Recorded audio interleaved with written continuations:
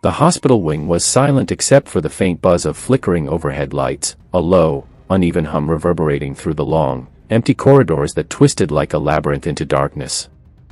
The antiseptic scent clung stubbornly to the walls, a cold, sterile smell that somehow carried an undercurrent of something metallic and rotten. A new nurse, eager but tense, adjusted her uniform and gripped her clipboard as she began her night rounds. Her shoes squeaked softly against the tile, the sound echoing unnaturally through the halls, each step sounding louder than it should, as if the building itself were listening, waiting. Shadows gathered in the corners, stretching long and skeletal, shifting imperceptibly whenever her gaze tried to catch them. The fluorescent lights overhead flickered again, spitting sparks of orange-white against the pale walls, and for a moment, she swore she saw movement, an outline just at the edge of her vision, a fleeting figure that vanished when she turned. Equipment in the hall creaked and rattled, four stands swaying without a hand to touch them, monitors clicking and beeping briefly before going silent, and the faintest whisper of a voice seemed to curl around her, so soft she almost convinced herself it was imagination. Her heart accelerated, each beat hammering in her ears, mixing with the distant, irregular thump of a nighttime generator. She rounded the corner into a narrower hallway where the darkness deepened, the shadows pooling thicker at her feet, the light flickering over a puddle of water that reflected not just her image, but a shadow behind her that stretched impossibly tall and thin. She froze, spinning slowly, her eyes scanning, but nothing stood there. Yet the sensation remained, a cold, clammy pressure at the back of her neck, as if unseen eyes were tracking her every movement. The floor tiles seemed slicker than usual, slippery with an invisible residue, each footstep leaving a faint echo that sounded wrong, off-key, distorted. A faint scream, or was it a cough, wafted from the far end of the corridor, hollow and desperate, and she shivered, clutching the clipboard closer. Her flashlight flicked on automatically as if sensing her fear, cutting a sharp beam ahead, slicing through the oppressive darkness, revealing nothing more than the occasional fluttering curtain, a dangling oxygen mask swaying slowly like it had been moved by some unseen hand. She moved forward cautiously, each step measured, each breath shallow, hearing again that whisper, more distinct now, almost forming words she could not comprehend, like a tongue she had never known but understood intuitively as a warning. Reflections in the tall, narrow windows to her left warped, twisting her own image with grotesque exaggeration, arms elongated, fingers crawling along her sides, eyes wider than possible, and behind her own reflection, a shadow moved independently, lurking in the darkness, vanishing when she spun to face it. Her pulse was frantic, but a professional calm forced her to proceed, to continue the rounds she had promised herself she would finish without hesitation. Yet with every door she passed, the air grew colder, the smell sharper, tinged with ozone and rust, a metallic promise of decay, and somewhere beyond the periphery of her vision, small lights blinked in rhythm, impossible to identify as machinery or ghostly eyes. Then a faint scraping, soft, deliberate, almost like nails dragging across the tile behind her, and she froze again, whispering a silent prayer, convincing herself it was nothing, until a sudden metallic clang echoed down the hall, bouncing off the walls, deafening in the emptiness, making her jump violently, her clipboard clattering to the floor, sending papers scattering across the tiles like brittle leaves. She knelt quickly, gathered them, and when she looked up, the hallway seemed longer, stretched impossibly, a shadow crouching near the end, vanishing only when she focused directly, yet leaving a lingering, frozen dread that clung to her like a second skin. Each step forward was measured, almost ceremonial, the flickering lights overhead painting her face in patches of stark white and deep shadow, catching sweat beads on her forehead and the tremble in her hands. She reached the corner where the nurse's station used to be manned, but the desk was empty, abandoned, drawers slightly ajar, papers stiff with age, coffee cups tipped over, spilling stale liquid onto the floor. Then, the sound of footsteps behind her, slow, deliberate, not matching her own stride, a rhythm that did not align with reality, echoing with a faint resonance that suggested something larger, heavier than any human being, something unseen pressing against her sanity. She spun, flashlight cutting a narrow beam into the dark, revealing nothing, only the way shadows seemed to cling to the walls longer than physics would allow, and the very air vibrated with a low, almost imperceptible hum that felt alive, as if the hospital itself was breathing in unison with some unseen predator. As she approached a patient's room, the temperature dropped further, breath visible in the icy draft, her every step producing an unnatural creak in the floor, a note of warning. The door ahead was partially ajar, and a faint, flickering light cast warped shadows on the walls, elongating and twisting like grotesque dancers performing a slow, menacing ballet. She pushed the door gently, revealing a bed empty except for the sheets twisted as if someone, or something, had left in a hurry. The monitors above the bed blinked flatline, the soft beep of death a cruel accompaniment to the emptiness. She leaned closer, noting faint handprints smeared across the condensation on the windowpane, tiny fingers dragging downward as if pressed by a child, or some small, unnatural presence, leaving an imprint of fear itself.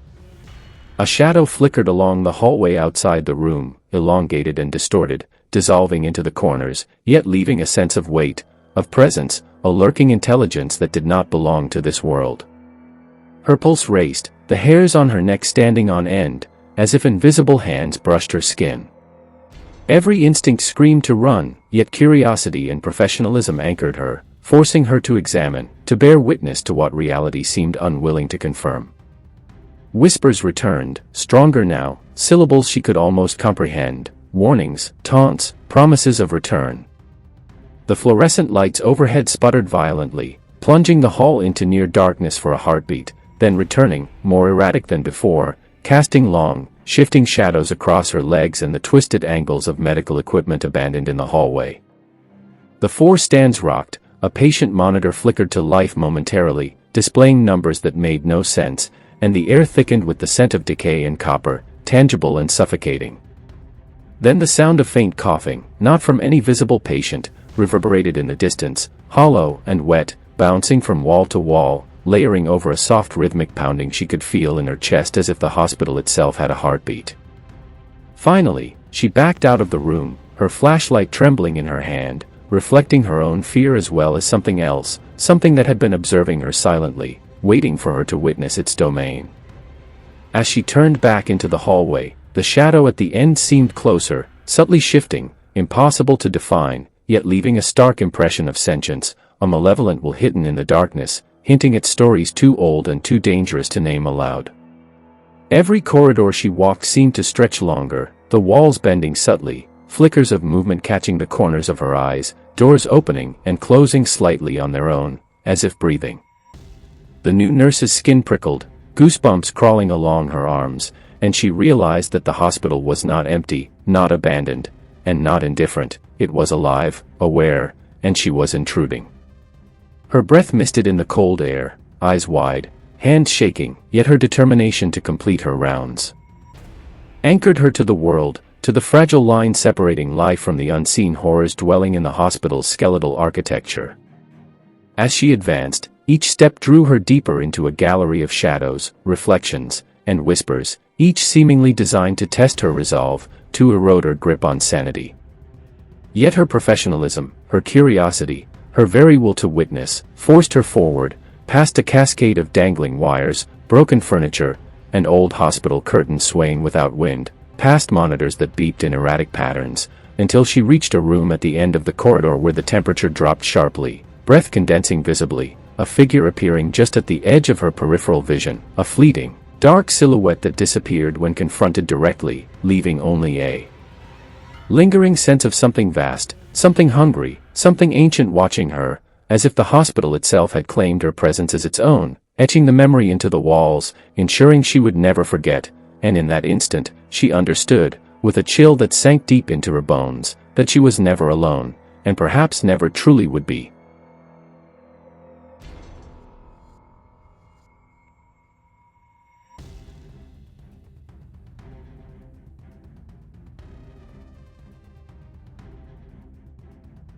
The abandoned ward lay silent beneath a crumbling ceiling, decades of neglect etched into every corner, peeling paint hanging in thin, curling sheets from the walls, exposing gray, mold-stained plaster beneath, and a faint metallic tang hung in the stale air, mingling with dust particles that drifted in sluggish, ghostly motes, illuminated only by the pale silver of a flashlight beam that sliced through the darkness. The urban explorer, a young journalist eager for a story, stepped cautiously across the threshold, shoes squeaking on broken tiles, the sound amplified in the cavernous emptiness of the hallway, echoing off walls lined with rusting gurneys, bent wheelchairs, and glass cabinets filled with shards of forgotten medical instruments, each reflecting the light briefly, throwing fragmented glimmers across the warped floor. The air felt thick and heavy, almost viscous, as if it resisted movement, and every step brought a subtle shift in temperature, a chilling draft that whispered through the corridors and stirred the long-abandoned curtains like spectral arms reaching outward. Shadows clung unnaturally to corners, bending as the explorer's flashlight moved, creating shapes that seemed vaguely human but impossibly twisted, the edges flickering in a rhythm that mimicked breathing, and every so often a sharp metallic clang would erupt, as if a forgotten tray had been dropped somewhere far ahead.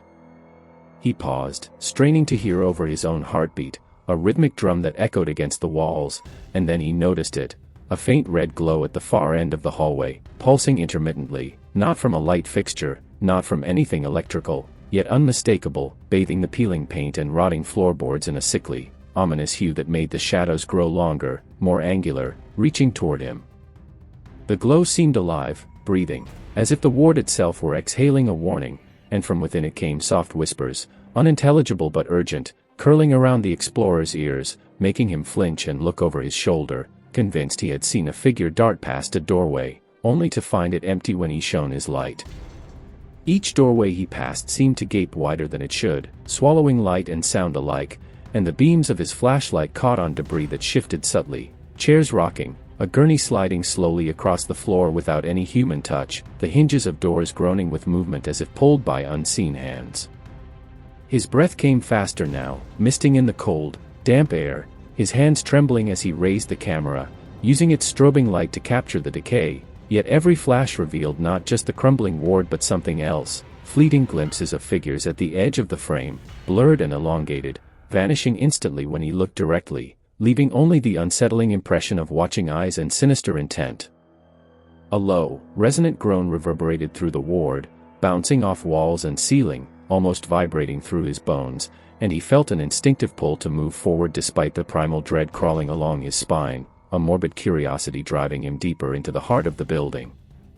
The hallway seemed to stretch unnaturally, bends and angles shifting subtly as he progressed, as if the ward itself were rearranging itself, creating new paths while closing off old ones, and the faint red glow pulsed in rhythm with a heartbeat that was not his own, a steady, ominous thump that seemed to emanate from the walls, the floor, and the ceiling all at once. He passed rooms whose doors hung crooked on rusted hinges, some partially open to reveal darkened beds with sheets twisted into grotesque shapes, and every so often, the whispering voices would rise into brief crescendos, overlapping syllables that made no sense but carried unmistakable menace, like warnings from an ancient consciousness that had claimed the ward as its own. Then, in a sudden movement that made him stumble backward, the red glow flared sharply, illuminating a hallway lined with shadows that seemed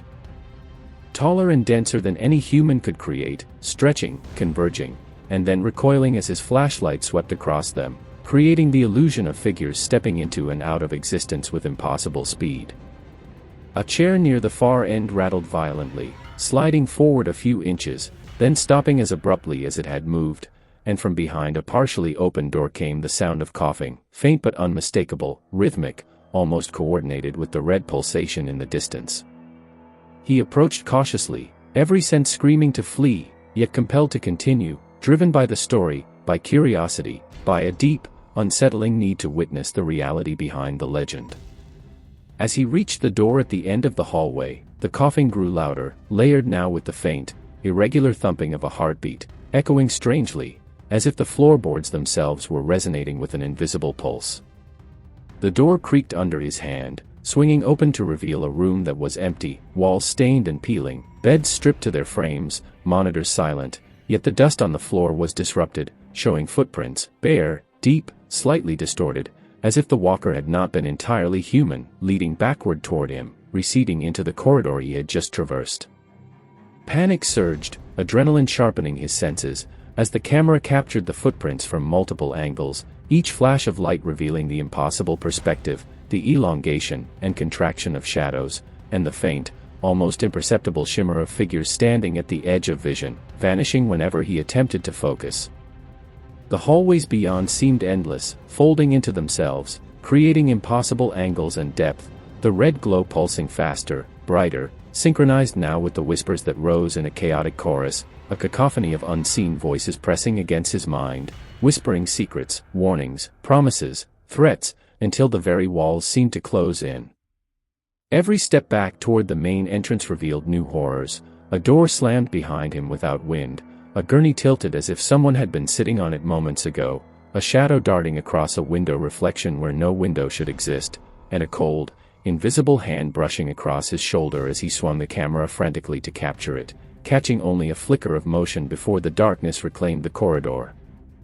The sensation of being watched intensified, crawling along his spine and limbs, a deep, instinctual terror that no light, camera, or rational thought could dispel, the air thick with moisture, dust, and a metallic tang that filled his nostrils, and the soundscape layered into a symphony of horror, dripping water, distant wails, floorboards groaning, the rhythmic heartbeat, whispering voices, and the low, constant hum of the ward itself, alive, breathing, and fully aware of his intrusion. He backed up slowly, each step deliberate, aware that any sudden movement might trigger something unseen, yet every movement brought him closer to a revelation, closer to the unknown presence that claimed dominion over this forsaken space. Finally, he reached a midpoint in the hallway where the red glow was brightest, flickering across peeling walls in a malignant rhythm, revealing fleeting glimpses of faces in the corners, pale, twisted, unhuman, and the whispers coalesced into barely intelligible words that suggested both warning and invitation, a cruel teasing of curiosity that bound him to the ward despite the primal terror consuming him. The floorboards ahead warped subtly, reflecting the red light in impossible angles, creating the illusion of steps descending into the ground, and the shadows danced with unnatural fluidity, bending, folding, and reaching toward him, as if coaxing him forward, testing his fear, his resolve, his sanity. Then, from behind, a faint creak heralded the movement of a wheelchair, rolling forward slowly, alone, yet guided by an invisible occupant, scraping along the tile with a sound that was both metallic and wet, echoing in the corridor like a predator's approach. The door at the end of the hallway loomed, faint heartbeat, coughing, whispers all converging in a crescendo of anticipation, and he reached for the handle, every nerve screaming against the intrusion, yet compelled by the story, the evidence, the need to capture the truth. He twisted the handle, the door groaning as it opened, revealing emptiness, yet every dust mote, every footprint, every subtle flicker of shadow declared otherwise. Something had been there, had moved, had watched, and was waiting still. He stepped back into the corridor, camera capturing the hallway stretching impossibly long, the shadows and red glow intensifying, reality bending as if the ward itself refused to let him leave unscathed, and in that instant, he realized the full magnitude of the locked ward. It was alive, hungry, aware, and utterly indifferent to human boundaries, its secrets woven into the fabric of decay, awaiting the next soul brave, or foolish, enough to enter. Every echo, every pulse of the red glow, every whispering shadow promised a story that would haunt him long after he fled, a story written in the walls, in the dust, in the warped corridors, a story of the locked ward that could never truly be left behind. The hospital was quiet in the dim, flickering light of the isolation ward, a place that had earned whispers among staff as being different, where the persistent patient resided, a figure as enigmatic as she was terrifying, confined to a room that smelled faintly of antiseptic mixed with something older, metallic, and sickly sweet, the kind of smell that clings to the back of the throat and lingers long after leaving. She sat on the edge of her bed, thin sheets tangled around her legs, pale skin almost luminescent under the stark fluorescent ceiling lights that flickered sporadically, casting long, warped shadows across the walls. Her eyes were wide, unnaturally alert, scanning every inch of the room, tracking movements imperceptible to anyone else, following corners that were empty, and reflecting a light that seemed to come from nowhere, glowing faintly like embers trapped within a dying fire. Staff members approached her carefully, aware that even the most routine procedures, measuring vitals, administering medicine, elicited a reaction beyond simple fear, a low, guttural moan, a sudden shift of posture as if she felt the presence of entities invisible to the rest of the world. The first time a nurse had tried to make conversation, she had spoken in whispers to the empty corners of her room, pointing to walls where nothing existed, gesturing to the ceiling as if signaling someone above, and the nurse swore she saw faint red lights flicker in response, subtle, almost imperceptible, like the pulse of some unseen being acknowledging her presence. The persistent patient never slept, or if she did, it was with eyes half open, unblinking, surveying the room, listening to every footstep in the corridor, every muted whisper beyond the walls. At night, the ward transformed into a stage for horror, as the air thickened with an unnatural chill, breathing visible in the cold drafts, and every monitor, every machine, every ordinary hospital implement seemed to pulse with a rhythm in sync with her own heartbeat, quickening as she sensed approaching visitors, staff, or intruders. One night, a new nurse, unaware of the legends, entered to check on the patient, flashlight cutting through the darkness, illuminating the bed, the chair, and the slight tremor of the patient's hand. She moved closer, clipboard shaking, and noticed the faint traces of handprints along the window condensation, smeared downward as if pressed by invisible fingers, yet too high for the patient herself to have made them. Then, the subtle movement began. The 4 drips swung slightly, a chair scraped across the floor without contact, the faintest whisper threaded through the ward, curling around the nurse's ears, a voice that was neither male nor female, carrying meaning without language, warning without words. The patient's eyes fixed on the shadows in the far corner of the room, her gaze tracking a presence that no one else could see, and as the nurse's heart pounded, the door behind her creaked, swung slightly, yet no one was there. Breath visible in the cold air, the nurse stepped back instinctively, feeling the oppressive weight of invisible attention pressing against her spine, the very atmosphere charged with an energy that was older than the building, older than any human memory stored within its walls. The patient began murmuring softly, words forming in the darkness, pointing toward the far wall, where the shadow of a figure stretched impossibly long, bending and twisting, seeming to lean toward the nurse as though beckoning her into the room, into the folds of its impossible existence. The fluorescent light flickered violently, plunging the room into near darkness, then returning in spasms, illuminating the patient's face in jagged intervals, pale, unnervingly still, eyes glimmering with faint crimson reflection, lips moving silently, and in that moment, the nurse realized that every story she had heard about this patient, the strange disappearances, the whispered warnings, the unnerving intuition, was nothing compared to the reality. Pressing against her now, tangible, suffocating, alive. A monitor emitted a sudden beep, harsh and jarring, followed by silence that seemed heavier than the darkness itself. The patient's breathing shifted, a slow, measured inhale that carried a resonance, almost echoing the heartbeat of the ward itself. The nurse glanced around, noticing subtle shifts, shadows that should not exist, stretching across the floor, pulsing slightly as if they had a life of their own, reflections that did not correspond with her movements, faint glimmers of red in the corners, small, deliberate, watching.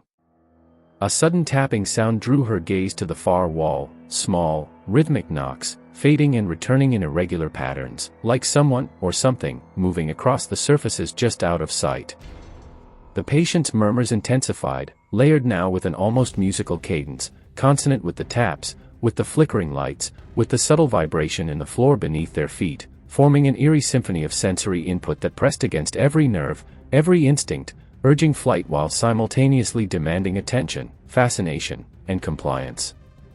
The nurse's flashlight shook in her hand, illuminating the room in uneven arcs, catching glimpses of the patient's silhouette in impossible positions, limbs bending unnaturally, shadows peeling away from walls as if animated by some force, and for a fleeting moment, she thought she saw the patient standing atop the ceiling, looking down with impossible eyes, before the angle snapped back to normal, leaving her questioning the nature of perception itself. The red glow intensified, emanating now from the corners, pooling on the floor like molten liquid, reflecting briefly in the patient's eyes, which seemed almost to absorb it, drawing energy, life, intent. Then a subtle movement in the mirror opposite the bed, not matching the patient, not matching the nurse, a figure bending toward the glass, faceless, dark, yet radiating presence, and as the nurse blinked, it was gone, leaving only an oppressive silence that pressed against the skull-like lead. The persistent patient shifted, standing now, slowly, deliberately, walking toward the corner where the red glow had concentrated, her movements precise, unnervingly confident, as if guided by some knowledge that no human could comprehend. The nurse froze, realizing that the ward was no longer merely a physical space but an extension of the patient's awareness, each shadow, each light flicker, each sound manipulated by her unseen command, a trap, a puzzle, a warning. The patient turned suddenly, eyes locking on the nurse with a clarity that pierced the soul, crimson reflections blazing faintly in the dim light, and a voice, soft yet deafening, whispered from her lips without moving them, filling the room with a resonance that bypassed hearing and gripped thought directly, warning of presence, of danger, of consequences beyond comprehension. The floorboards shifted subtly, a low vibration traveling beneath, the walls breathing with the patient's rhythm, monitors flickering in impossible sequences, casting intermittent shadows that danced across the ceiling, floor, and walls in patterns that defied Euclidean geometry, and the nurse felt vertigo, disorientation, a vertiginous nausea pressing down, urging retreat, yet compelling her to watch, to record, to witness. Dust motes spun in the light like tiny phantoms, and in their ephemeral arcs, glimpses of more figures appeared, standing, kneeling, watching silently, waiting, never fully formed, always retreating when confronted, as if the patient's influence held reality itself in a constant flux. A sudden gust of cold air slammed against the nurse, forcing her back against the wall, and in that instant, a shadow detached from the floor, rising, folding, reaching across the room in impossible angles, brushing against her arm without contact, and vanishing just as quickly, leaving a trail of electric dread in its wake. The persistent patient moved closer, whispering now in a cadence that matched the shadows, the red glow, the flickering lights, commanding a symphony of terror that pressed every sense to its limit.